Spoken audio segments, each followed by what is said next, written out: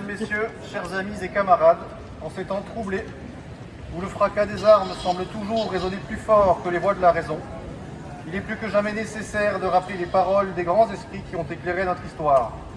Je vais vous en citer deux, Anatole France et Jean Jaurès, qui nous rappellent que la guerre n'est ni une fatalité, ni une solution.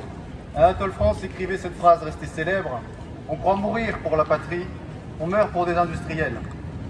Cette phrase, d'une lucidité glaçante, dévoile la vérité cynique qui se cache derrière tant de conflits modernes.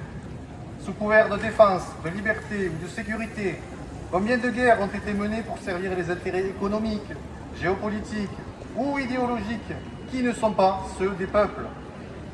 L'OTAN, loin d'être une simple alliance défensive, est devenue le bras armé d'une logique de domination mondiale. Elle étend ses bases, alimente des tensions et souvent provoque ce qu'elle prétend prévenir, la guerre. Jean Jaurès, quant à lui, nous mettait en garde contre les conséquences de la violence étatique. Le courage, c'est de chercher la vérité et de la dire, c'est de ne pas subir la loi du mensonge triomphant. Le mensonge triomphant, c'est celui qui nous présente les bombardements comme des opérations humanitaires. C'est celui qui nous fait passer l'expansion militaire pour de la dissuasion.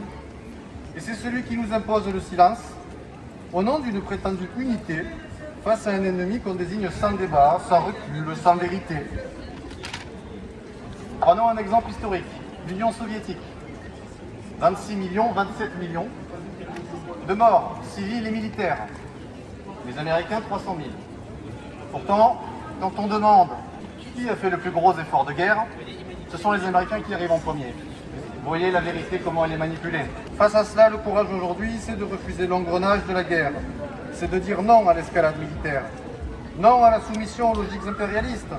Non à l'OTAN comme vecteur de conflit. Non à cette Union européenne, fer de lance d'un néolibéralisme destructeur. Et à ceux qui nous traitent de naïfs ou d'irresponsables, nous répondons par les mêmes mots de Jaurès. L'humanité est maudite si, pour faire preuve de courage, elle est condamnée à tuer éternellement.